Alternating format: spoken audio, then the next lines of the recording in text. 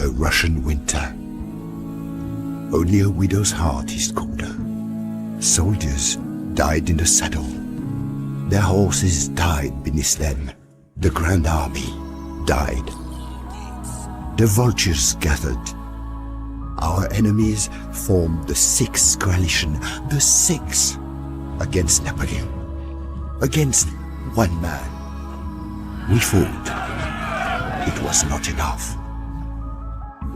In April 1814, Napoleon renounced the throne. Time seemed to stop. Tiny Elba was to be his island empire.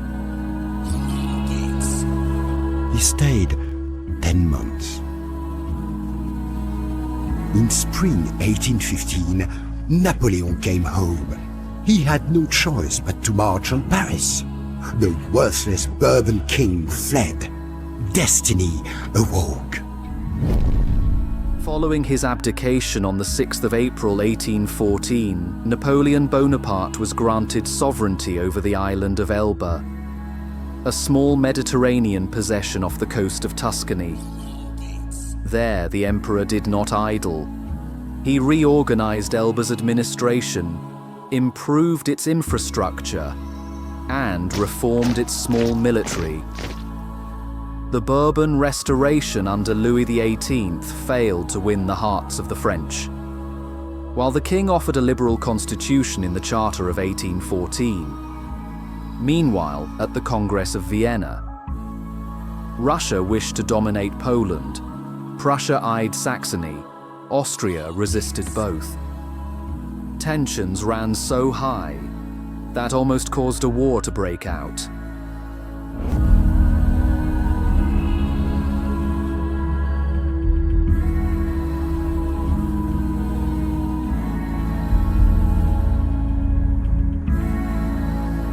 On 26th of February 1815, when the British and French guard ships were absent, his tiny fleet, consisting of the brig Inconstant, 4 small transports, and 2 feluccas, slipped away from Portoferraio with some 1,000 men and landed at Golfe Juan, between Cannes and Antibes.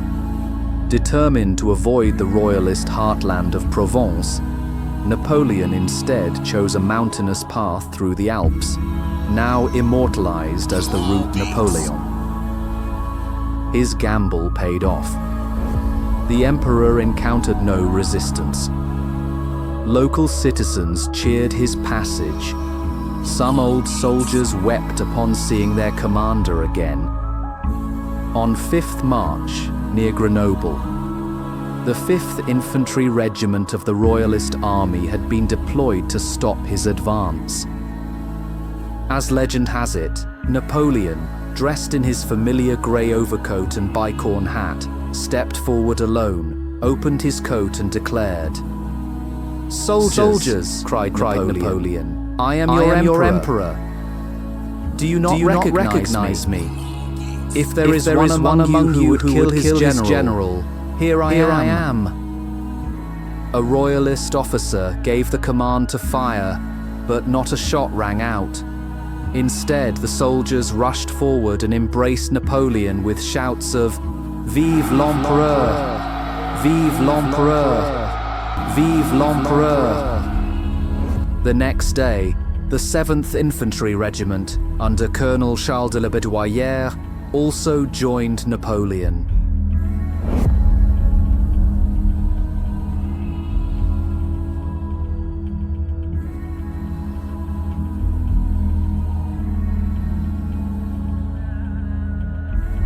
From Grenoble, Napoleon pressed northward, his forces swelling as more regiments defected to his cause. This remarkable journey, later celebrated in Bonapartist propaganda as La Vol de l'Aigle, the flight of the eagle, on the 10th of March, Lyon welcomed him with open arms. Crowds tore down the city gates and paraded him into the town amid wild celebration.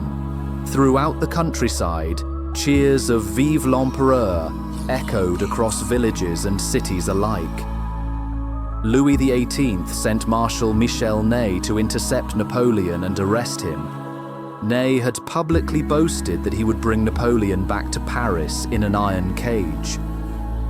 But he was a man torn by conflicting loyalties to his king and to his old commander, under whom he had risen to fame. On 14th March, in the town of Lons-le-Saunier, Ney made his decision. Accompanied by an army of 6,000 men, he declared his allegiance to Napoleon. Within days, Ney issued a proclamation denouncing the Bourbons and reaffirming his loyalty to the emperor, stating boldly, "The cause of the Bourbons is lost forever."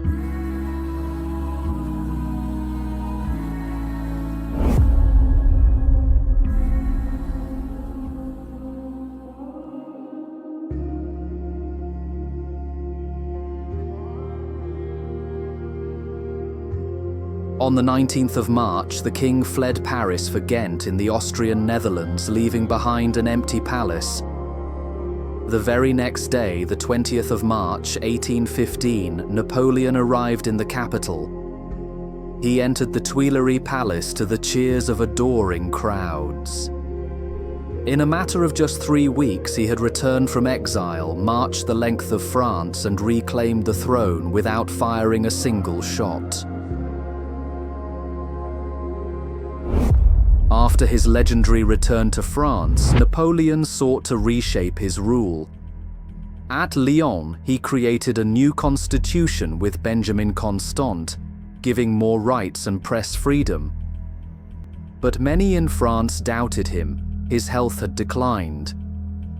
Meanwhile, the great powers declared Napoleon an outlaw, and, by the Treaty of Vienna, formed the Seventh Coalition. On 25th of March, 1815, they agreed to raise huge armies to defeat him. War was now certain.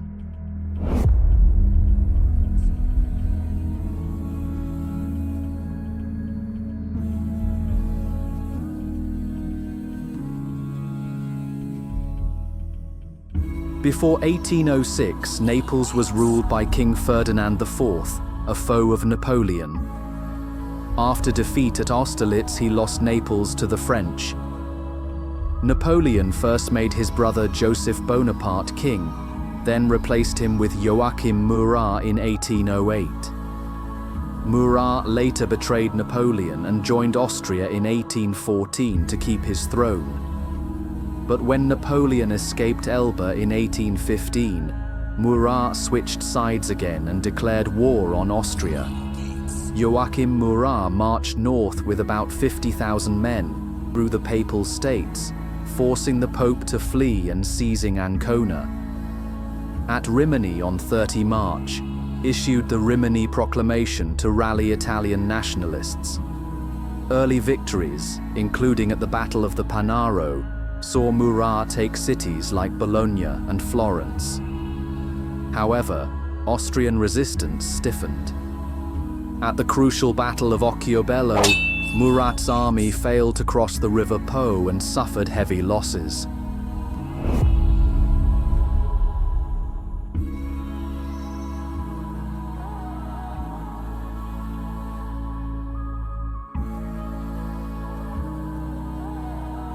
After losing ground following his defeat at Occhiobello, King Joachim Murat of Naples fell back to Ancona. 2 Austrian corps under generals Bianchi and Neipperg advanced from different directions to crush him. Murat aimed to defeat them separately. He moved to face Bianchi near Tolentino while sending General Carrascosa to delay Neipperg. On 29th April, Bianchi prepared strong defenses around the town, including Rancia Castle and key hill positions. On the 2nd of May, the battle began with artillery fire and fierce attacks near Pollenza and Rancia Castle, which changed hands multiple times.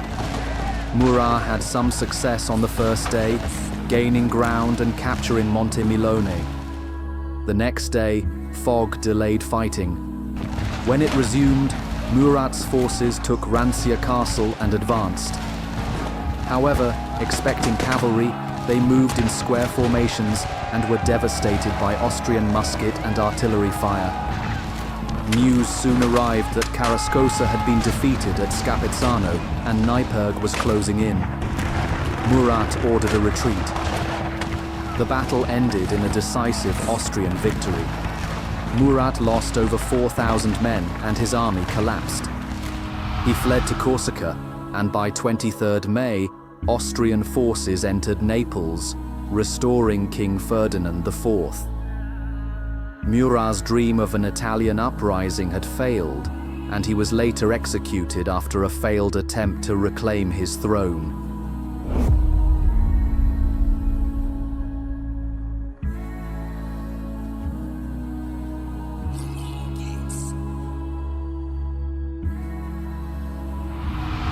Meanwhile, the 7th Coalition gathered large forces, totaling some 700,000 troops. Supreme command was assigned to Field Marshal Schwarzenberg of Austria. Napoleon reorganized the Armée du Nord, which grew to about 123,000 to 130,000 men, including the Imperial Guard, several infantry corps, cavalry reserve, and heavy artillery. On the Allied side, Field Marshal Blücher led approximately 150,000 Prussian troops concentrated near the Lower Rhine, while Duke Wellington commanded the Anglo-Dutch Hanoverian force near Brussels. Britain was forced to supplement its ranks with troops from Brunswick, Hanover, and Nassau. Due to many veterans still serving in the War of 1812, Wellington arranged his army into 3 corps and a reserve, and rapidly improved its effectiveness.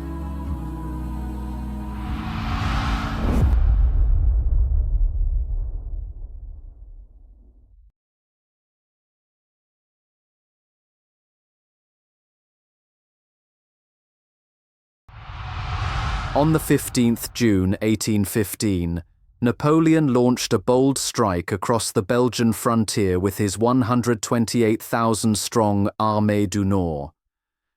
With impressive secrecy, the French advanced through Charleroi, scattering Prussian outposts. Napoleon's plan was to defeat the Allied armies separately. Napoleon's deception had worked. Observing French activity as early as 13th June, General Zieten began concentrating Prussian forces at Sombref. Napoleon, viewing Blücher as the greater threat, struck east with his right wing and reserve. Simultaneously, he dispatched Marshal Ney and the French left towards Quatre to prevent Wellington's army from uniting with the Prussians.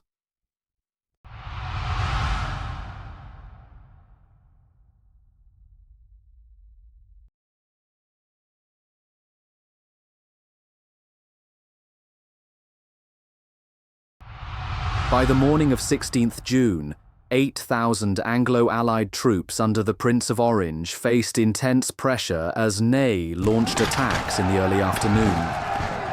French infantry surged forward through wheat fields and woods, targeting the Gemiancourt farm and nearby ridges. Despite their inferior numbers, the defenders resisted fiercely. The defending battalion at Gemiancourt farm, the 5th National Militia, lost 62% of its original strength that day.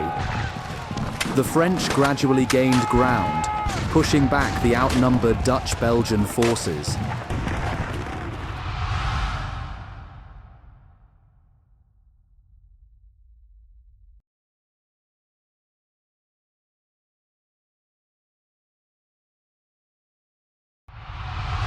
However, Allied reinforcements began to arrive. Wellington, who had ridden hard from Brussels, reached the field around 3 p.m. and took command. At 3:30 p.m., the Dutch light cavalry, led by the Prince of Orange, charged the French line. Although they were met by French cavalry and were thrown back, this gave the battered Dutch infantry time to regroup. Picton's division and Brunswick troops under the Duke of Brunswick were fed into the line. The Duke of Brunswick, leading his cavalry in a suicidal charge, was struck down and killed in action. On Ney's left, Prince Jerome drove the Allies out of Bossu Wood. At 5 p.m, the British 3rd Division arrived. Due to the arrival of Allied reinforcements, Ney ordered Kellerman to lead a charge. Kellerman's cuirassiers launched a fierce charge and smashed through British lines. However, the British infantry formed squares, pushing back the French cavalry. By late afternoon and into the evening, Ney launched a furious assault to break through before Wellington's position could solidify. As dusk fell, Wellington's forces held the crossroads. The Battle of Quatre ended inconclusively.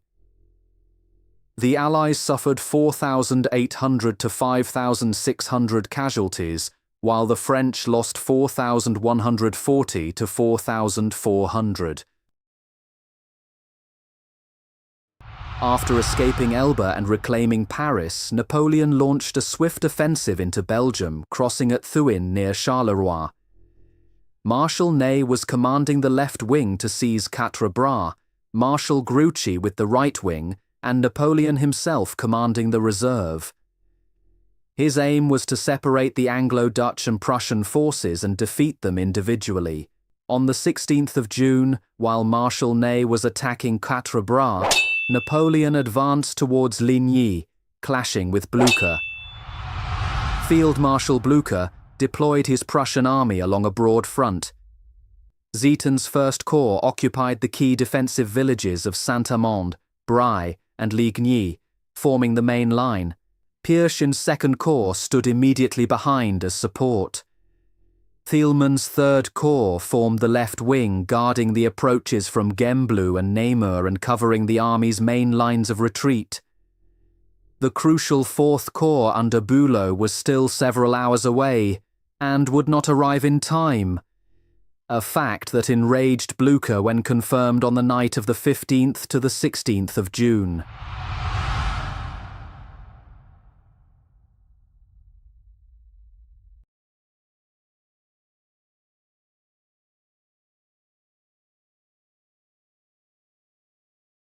In total, Blücher had roughly 83,000 men with 224 guns on the field against Napoleon's about 60,000 with 210 guns. His extended front left him vulnerable if attacked before Wellington's promised reinforcements could arrive. In the early hours of the 16th of June, Wellington himself rode from Quatre to the windmill of Bry to consult with Blücher, promising at least one Anglo-Allied corps in support.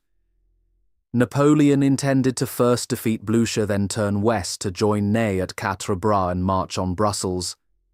He deployed Vandam's Third Corps on the left, aimed at Saint-Amand and La Haye. Gérard's Fourth Corps in the centre, tasked with capturing Ligny. Grouchy's cavalry reserve on the right, operating around Boigny and Tongres. Lobau's Sixth Corps and the Imperial Guard were in reserve near Fleurus.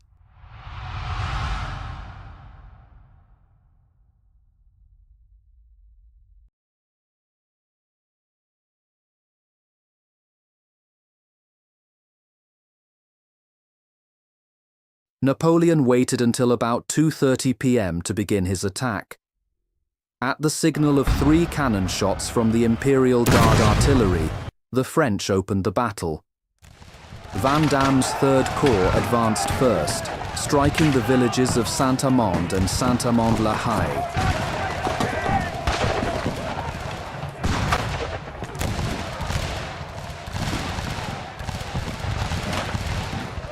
Leifeld's division quickly overran Saint-Amand, but the Prussians under Steinmetz counterattacked fiercely, retaking the village at heavy cost.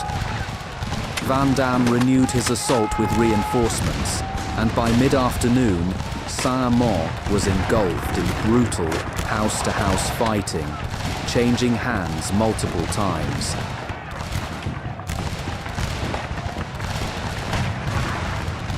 Meanwhile, around 3 p.m., Gérard's 4th Corps attacked the village of Ligny at the center. Péchot's division briefly captured the church, but suffered devastating artillery fire from 3 sides. Many houses were set ablaze, filling the village with choking smoke. Again and again, the French stormed the streets, only to be driven back by determined Prussian counterattacks. The Prussian 2nd Lieutenant Gard Andreas von Garolz later gave an eyewitness account of the agonies of the Belgian civilian population, caught unexpectedly in the center of battle. Ligny stood half on fire, locked in bright flames. On this occasion, we found we were in a house where all windows were destroyed. 2 old people, a man and a woman, showing no emotion, and dazed, sat at the hearth without moving, his elbows on his knees and his head supported by his hands. The vision made us cry. Probably they had seen armed combat and were not surprised. How else could they distance themselves with death so near? We too were familiar with death. We felt compassion for these old people, but they could not be convinced to move from their home. By late afternoon, both Saint-Amand and Ligny had become infernos of close combat. Entire brigades were thrown into the struggle, with generals such as Gérard mortally wounded leading their men. Though the French pressed hard, the Prussians fought stubbornly to hold their ground.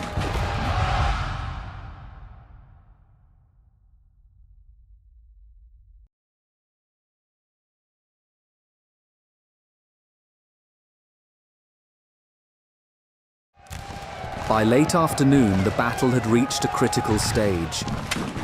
Vandame's 3rd Corps and Gérard's 4th Corps were locked in savage fighting at Saint-Amand and Ligny. At about 5 p.m., Blücher decided to strike back. Percheoui's fresh 2nd Corps advanced south of Bry to join Zieten's weary divisions in a counterattack against Saint-Amand and La Haye. The attack went in with determination.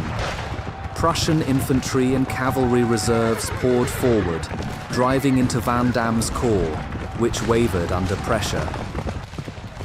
For a moment, French positions at Saint-Amand-le-Hameau and La Haye seemed lost. Prussian artillery roared, and the fighting became desperate hand-to-hand combat. Confusion gripped the French as Vandame mistook d'Erlon's 20,000 men near Vagnolay for enemy reinforcements. Napoleon halted his attack on Ligny, unaware they were his own troops, recalled midway by Ney, leaving d'Erlon absent from both battles. Blücher sought to seize the moment. Gathering his last reserves, he personally led a cavalry charge against the French left. His men broke into Saint-Amand once more, while Thielmann's cavalry tried to drive down the Sombrefa-Fleurus road. For a brief time, the Prussians seemed on the verge of breaking Vandame's corps. The fighting was so savage, as Siborne describes. The fight throughout the whole village of Ligny was now at the hottest. The place was literally crammed with combatants, and its streets and enclosures were choked up with the wounded, the dying, and the dead. Every house that had escaped being set on fire was the scene of a desperate struggle. The troops fought no longer in combined order, but in numerous and irregular groups, separated by houses either in flames or held as little forts, sometimes by the one and sometimes by the other party. And in various instances, when their ammunition failed or when they found themselves suddenly assailed from different sides, the bayonet, and even the butt, supplied them with a ready means of prosecuting the dreadful carnage. The earth now trembled under the tremendous cannonade, and as the flames issuing from the numerous burning houses intermingled with the dense volumes of smoke, shot directly upwards through the light grey mass which rendered the village indistinguishable and seemed continually to thicken. The scene resembled for a time some violent convulsion of nature, and rather than a human conflict, as if the valley had been rent asunder, and Ligny had become the focus of a burning crater. As dusk descended over the battlefield of Ligny, the Prussian line, exhausted and battered after hours of desperate fighting, was beginning to waver. Seeing this, Napoleon seized the moment for the decisive blow. At around 7:45 p.m., after a brief but violent storm, the guns of the Imperial Guard opened fire, thundering above Ligny. The Old Guard, Napoleon's most elite soldiers, formed up for the final assault. Cries of "Vive l'Empereur" rang out as the grenadiers and chasseurs of the Guard advanced in two massive columns, supported by Milhaud's cuirassiers and the Guard cavalry. Gérard's corps joined on their left, and together they swept down into the valley of the Lean stream. The assault was devastating. The French stormed through the burning village of Ligny, fighting with bayonets among shattered houses and walls. The Elba farm fell first, and the Guard surged forward, clearing the streets and pushing beyond to the slopes leading up toward Bry. Napoleon himself entered Ligny with the Guard cavalry and established his post on a small mound known as La Tombe.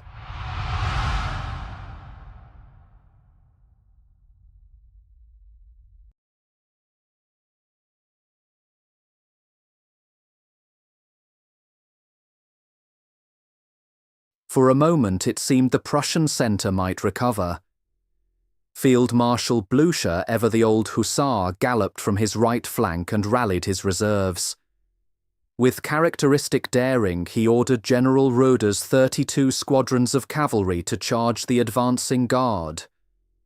Placing himself at their head, Blücher personally led the attack.